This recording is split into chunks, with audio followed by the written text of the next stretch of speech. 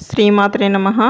ప్రతి ఒక్కరూ నిత్య జీవితంలో పాటించవలసిన 100 నియమాల గురించి తెలుసుకుందాం. Hi friends, welcome back to our channel. మన ఛానల్ని ఎవరైనా మొదటిసారి చూస్తున్నట్లయితే ప్లీజ్ లైక్ చేయండి, షేర్ చేయండి, సబ్స్క్రైబ్ చేసుకోండి. ఇక వీడియోలోకి వెళ్దామా మరి. నిత్య జీవితంలో పాటించవలసిన 100 నియమాలు. 1. తల్లిదండ్రులను పూజించాలి, ఏ స్థితిలోనూ దూషించరాదు. 2. మంత్రోపదేశం చేసిన వారు మాత్రమే గురువు, తక్కిన విద్యలు నేర్పినవారు అధ్యాపకులు మాత్రమే. అట్టి గురువును ఏ పరిస్థితిలోనూ నిందించరాదు, ఆయన ఎదురుగా కాళ్ళు చాపి కూర్చోరాదు. 3. భోజనం తూర్పు ఉత్తర దిక్కుల వైపు కూర్చొని చేయాలి. 4. నడుస్తూ కానీ నిలబడి కానీ మలమూత్రాదులు విడువరాదు. 5. బట్టలు ధరించకుండా నదులలో స్నానం చేయరాదు. 6.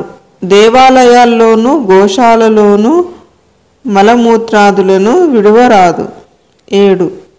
మలమూత్ర విసర్జన ఉత్తర దక్షిణ దిశలుగా మాత్రమే చేయాలి. 8. తూర్పు దక్షిణ దిక్కుల తలపెట్టి నిద్రపోవాలి. ఉత్తర పశ్చిమ వైపు తలపెట్టి నిద్రిస్తే వారి ప్రమాదాల పాలవుతారని మార్కండేయ పురాణం చెబుతుంది. 9. ఇంటికి గురువు వస్తే టక్కున లేచి నిలబడి ఎదురుగా వెళ్ళి లోపలికి గౌరవంగా తీసుకొని వచ్చి ఆసనం వేసి కూర్చోబెట్టకుండా మాట్లాడరాదు. సాగనంపేటప్పుడు బయటకు వచ్చి గురువును కొంచెం దూరం అనుసరించాలి. 10. పైన అనగా భుజాల మీదుగా వస్త్రం లేకుండా దైవ పూజ చేయరాదు, భోజనం చేయకూడదు.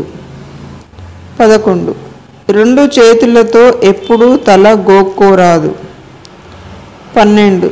గురు పాపం ఎవరికి చెప్పరాదు, గురువునకు కోపం వస్తే తక్షణం ప్రసన్నం చేసుకోవాలి. 13. ఇతరుల చెప్పులు వస్త్రాలు ధరించకూడదు. 14. చతుర్దశి అష్టమి దినాలలో తలంటూ పనికిరాదు, స్త్రీ సంగమం పనికిరాదు. 15. అన్నము తిన్నాక కంచంలో చేయి కడుక్కోరాదు, చేయి కడిగిన తరువాత ఆ చేతిని విదల్చరాదు. 16.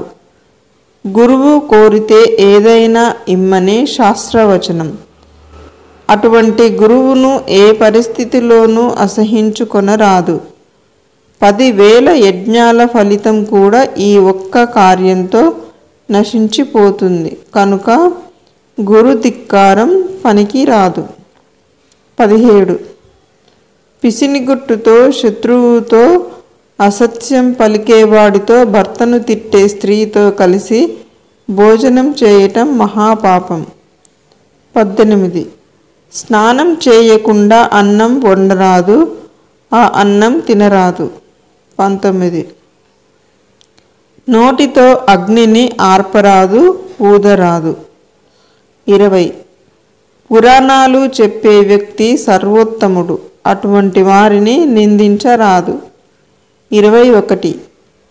పుణ్యకార్యాల్లో చోళ్ళు జొన్నలు వెల్లుల్లి చద్ది ఉల్లి పదార్థాలు తినరాదు, ఉపయోగించరాదు. 22. ప్రయాణం మధ్యలో భోజనాదులకు నియమం లేదు. 23. తడిసిన బట్టల నీళ్లు ఇతరులపై పడేట్లు విదిలించరాదు. 24.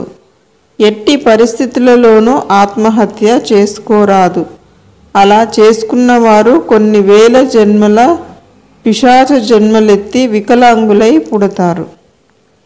25. తెలిసిన వారి మరణ వార్త విన్న వెంటనే కానీ పురిటి వార్త విన్న వెంటనే కానీ కట్టుబట్టలతో స్నానం చేయాలి. 26. పుష్కర స్నానాదులలో చొక్కాతో స్నానం చేయకూడదు. కండువా మాత్రమే ఉండవలెను. 27 ఏకాదశి నాడు ఎన్ని అన్నం మెతుకులు తింటే అన్ని పురుగులు తిన్నట్లు లెక్క అని శాస్త్రవచనం. కావున అన్నం భిన్నం చేసుకొని తినాలి. ఒక నిర్జలై ఏకాదశి అనగా జ్యేష్ఠ శుద్ధ ఏకాదశి నాడు మాత్రం ఫలాహారం కూడా పనికిరాదు. 60 సంవత్సరాలు దాటిన వారికి 11 సంవత్సరాల లోపు వారికి ఈ నియమం వర్తించదు. అనారోగ్యవంతులకు ఈ నియమాలు లేవు. 28 కూర్చొని తొడలు కాళ్ళు ఊపరాదు. అలా ఊపినవాడు వచ్చే జన్మలో కుంటివాడై పుడతాడు. 29 తూర్పు ఉత్తరముఖంగా దంతధావనం చేయాలి. పడమర దక్షిణ దిక్కుగా నిలబడి చేయకూడదు.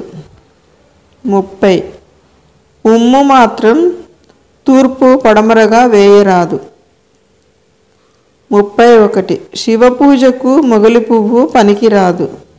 32 ఒకేసారి నీరు నిప్పు 2 చేతులతో కానీ ఒకే చేత్తో కానీ పట్టుకెళ్ళరాదు.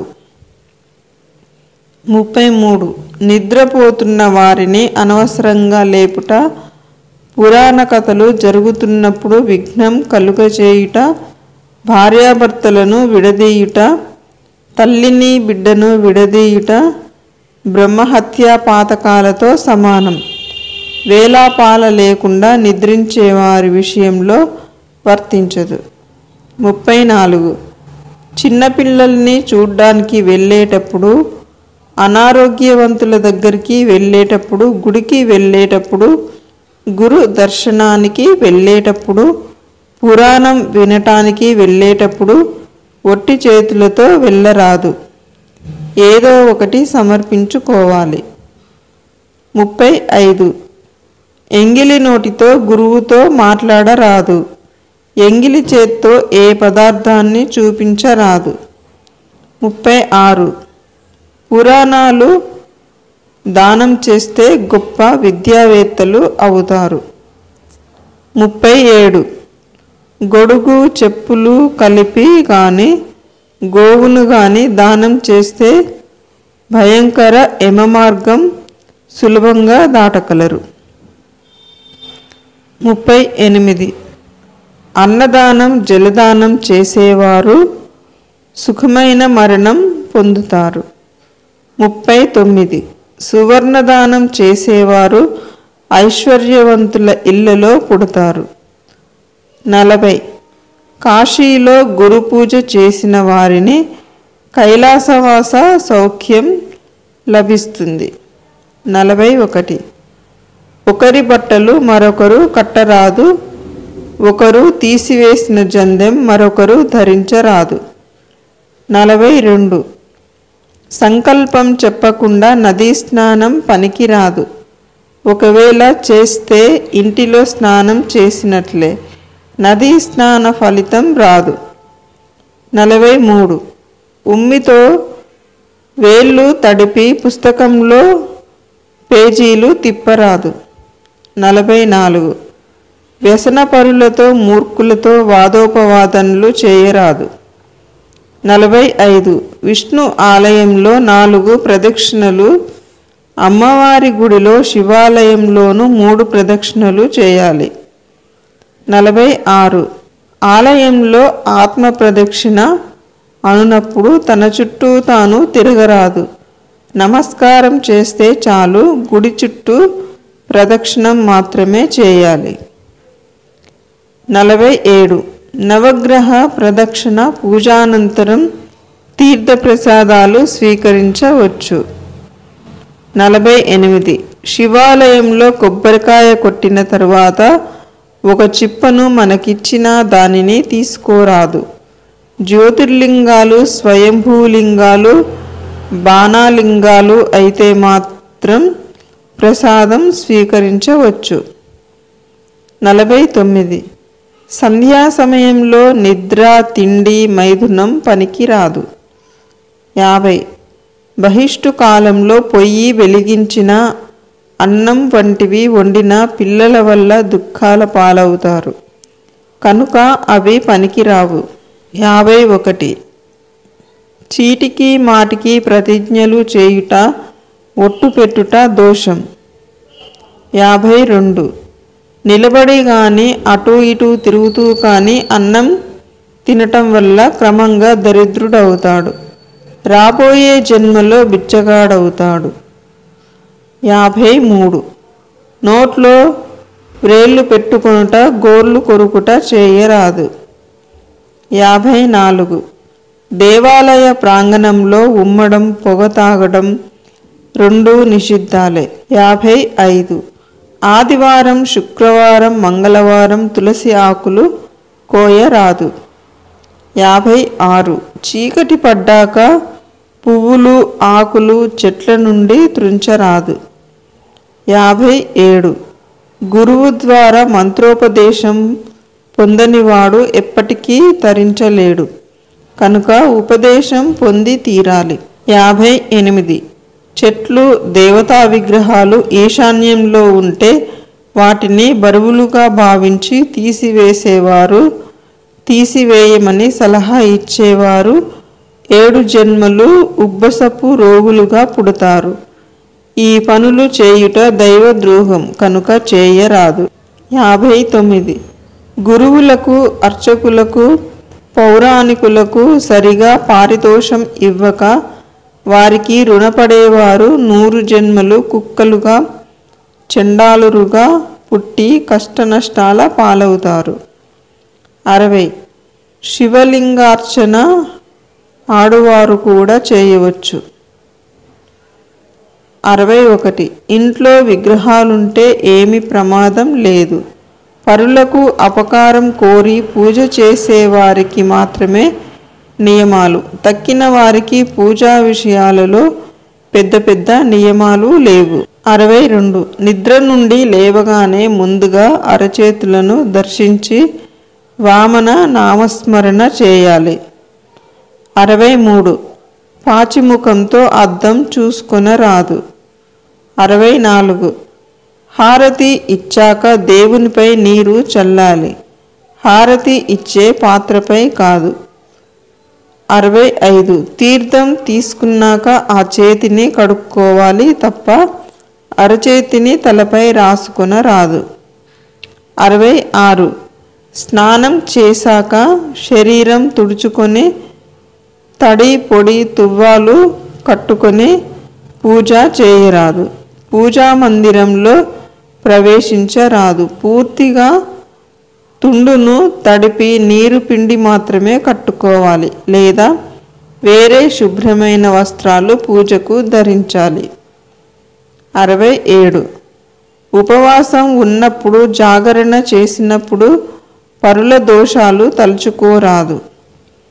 68 శివాలయంలో నందికి దగ్గరగా దీపారాధన చేయరాదు, కొంచెం దూరం ఉంచాలి. 69 తల వెంట్రుకలతో కూడిన అన్నం పండితులకు గురువులకు పెట్టరాదు.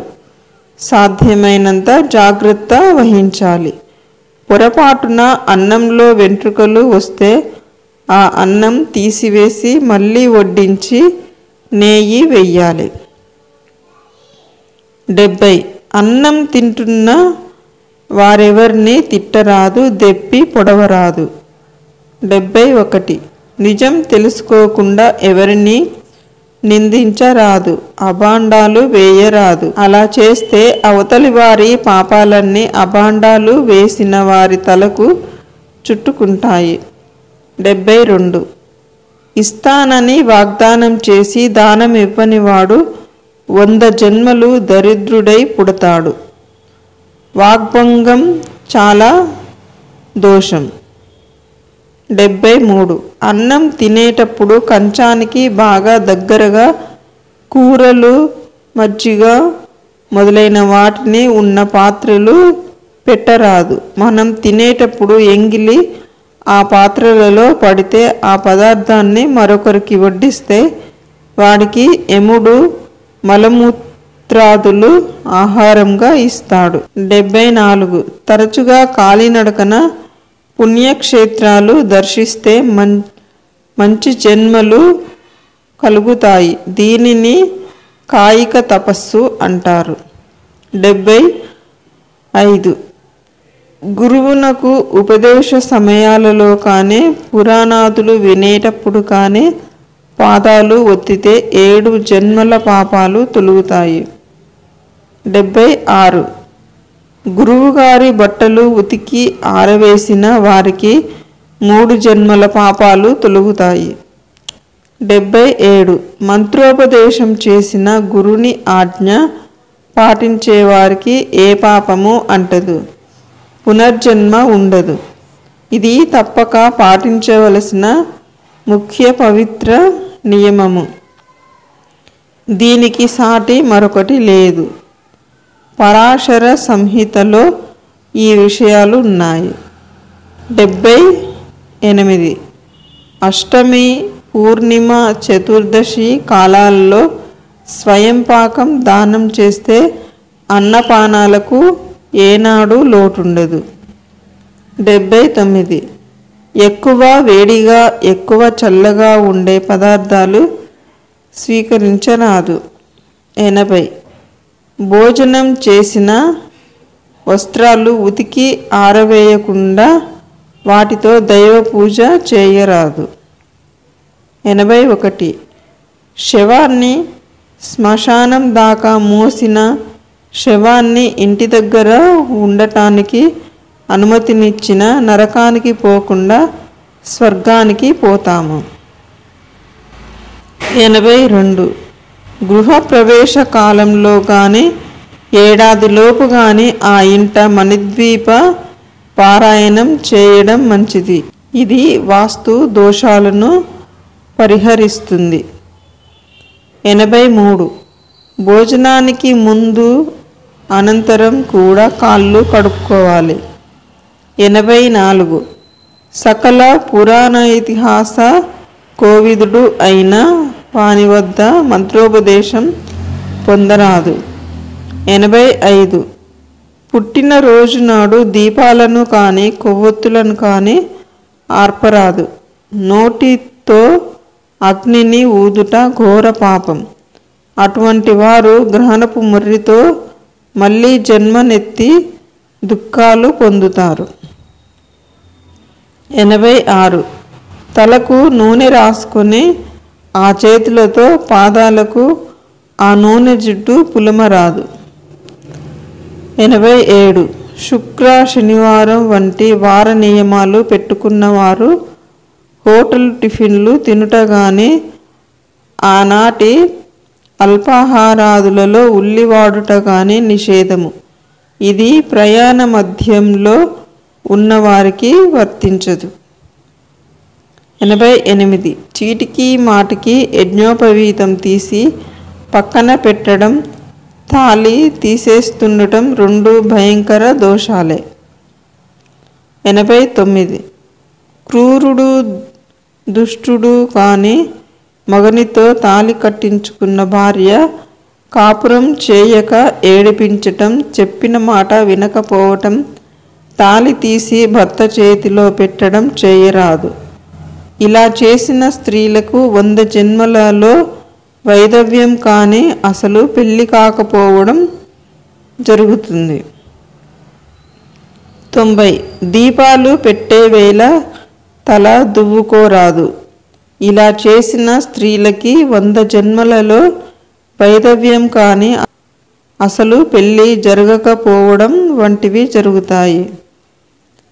91 దిగంబరంగా నిద్రపోరాదు. 92 కలియుగంలో ఆలయంలో జంతువధ నిషేధం. 93 విజయదశమి శివరాత్రి దినాలలో మాంసాహారం ఉల్లి పనికిరాదు.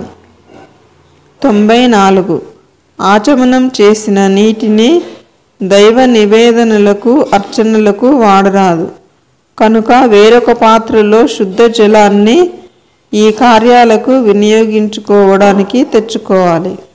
95 దీపారాధనకు అగ్గిపెట్టె వాడకూడదని ఏ శాస్త్రాలు చెప్పలేదు కనుక అగ్గిపెట్టెతో దీపం వెలిగించుకోవచ్చు. 96. దీపారాధనకు ఒక కుంది మాత్రమే వాడినప్పుడు 3 ఒత్తులు వేయాలి. 97. కొబ్బరికాయ కొట్టాక వెనుక వైపు పీచు తీయాలనే నియమం కూడా తప్పనిసరి కాదు. శుభ్రత కోసం పీచు తీయవచ్చు, తీయకపోతే దోషం లేదు. 98. కొబ్బరికాయను నీళ్లతో కడిగి కొట్టడం చాలా తప్పు. కొబ్బరికాయను పీచు ఒలిచివేశాక నీళ్లతో కడగరాదు. 99. మాడిన అన్నం, అడుగంటిన పాయసం, కంపు వచ్చే నెయ్యి ఇటువంటివి నైవేద్యానికి పనికిరావు. 100. 100. ఆలయ ప్రాంగణంలో అర్చకునిపై కేకలు వేయరాదు. అర్చకునిలో దోషం ఉంటే బయటకు పిలిచి మందలించాలి. లేదా మరింత దుష్టుడైతే అర్చకుడినైతే 3 మాసాల జీతం ఇచ్చి ఆ పదవి నుంచి తొలగించి వేయాలి. శ్రీమాత్రే నమః. ఓకే ఫ్రెండ్స్, ఈ వీడియో కనుక మీకు నచ్చినట్లయితే లైక్ చేయండి, షేర్ చేయండి, సబ్స్క్రైబ్ చేసుకోండి. Thank you friends, thank you very much.